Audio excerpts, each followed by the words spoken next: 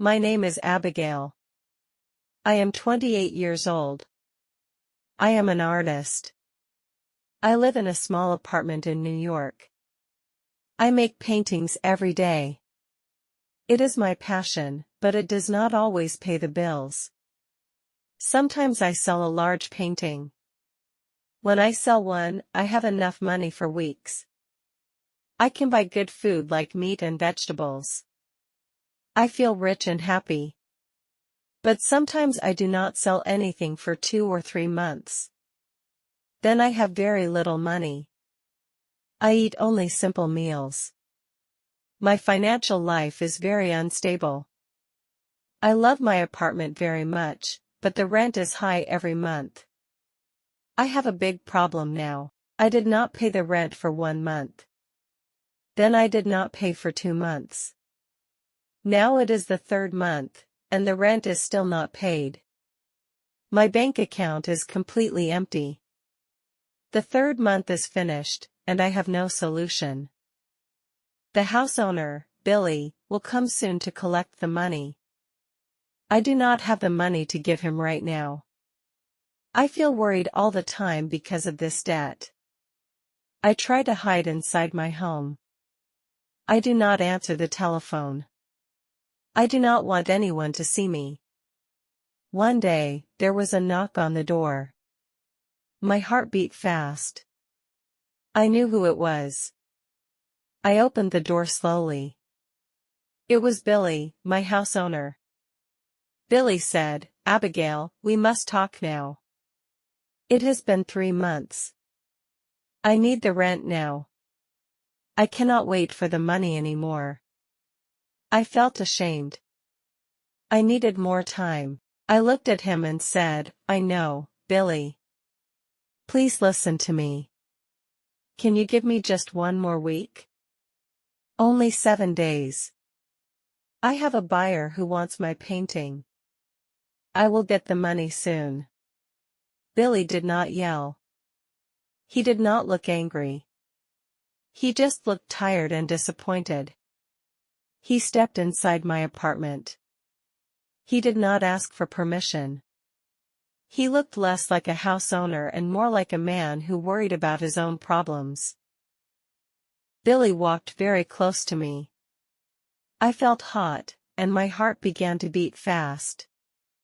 Billy said, "You always have a reason, Abigail." He meant my promises about selling paintings. I knew he was right.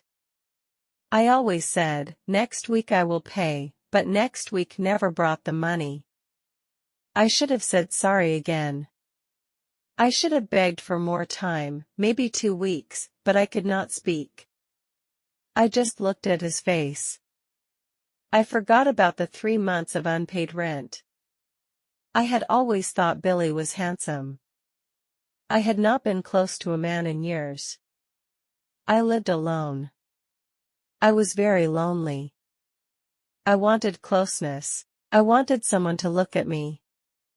Billy was looking at me now, but not like a house owner. He was looking at me like a man. Billy asked, "Is there another way to resolve this?" What did he mean? Maybe he meant a different kind of payment plan. But his eyes were not looking at my hands. His eyes were looking at my mouth. I knew what he meant now. The rent was 3 months late. That was a lot of money. I had no way to pay it. This felt like the only door open now. I did not pull away. I wanted this moment. We kissed for a long time. I forgot that Billy was my house owner.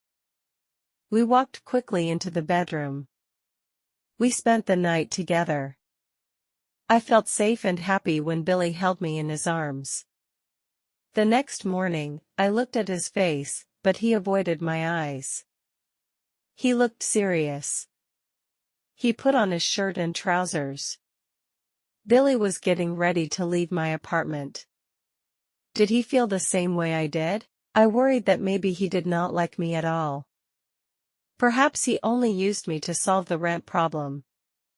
He got what he wanted, and now he was ready to go. I did not know what to say. I waited for him to speak first, but he did not look at me again. I watched him leave the room. I felt confused. 2 days passed. I hoped that everything was okay now, especially the rent issue. As I walked down the hall, I saw two people standing near the stairs. It was Mrs. Smith and Mr. Harper. They were talking close together. When they saw me, they stopped talking. They became still. I smiled at them. They did not smile back. They just stared at me. I walked quickly past them. Then Mrs. Smith said to Mr. Harper, "That is the girl. She pays her rent with her body. It is disgusting." I froze. My heart stopped. I could not believe what I just heard. I turned around and ran back to my apartment. I quickly locked the door. I felt dirty and cheap. The wonderful night I had shared with Billy felt like a huge mistake. How did they know about us? Did Billy tell them? The thought made my stomach hurt. Did Billy tell someone that I spent the night with him just to clear my debt? Did he break our privacy? I had trusted him completely. I thought that night was special. Now I was the subject of ugly gossip. That evening, Billy came back to my apartment. I was happy to see him. I hoped he would hug me and tell me everything was okay. But Billy did not hug me. His face was serious. I knew something was wrong. He said, "Abigail, the neighbors are talking about us. They say I treat you differently because we slept together." He told me the rumors were bad for his business. I felt a sharp pain in my chest. He cared more about his business than about my feelings. I realized then that our night meant nothing to him. I thought it was special and real. To him, I was just a secret. Billy walked closer, but he still did not touch me. He said, "You cannot stay here, Abigail. You still owe the rent money." My heart broke. I could not speak. He was asking me to leave my house. He was choosing his reputation over me. Tears filled my eyes. I was very sad, but I decided I would not cry anymore. I turned to Billy. I said, "Listen to me, Billy. I spent the night with you because I wanted to be with you. It was not a payment for the room. I liked you. I did not do it to clear my debt. You are a coward, Billy. You hide behind your business and your reputation. You are afraid of what people say." I did not wait for him to speak. I began to pack my clothes. I decided I would leave. Billy watched me from the living room. I said, "I am leaving." He did not move. I walked out of the apartment, leaving him alone in the empty room. I felt pain, but I also felt free. 2 months passed.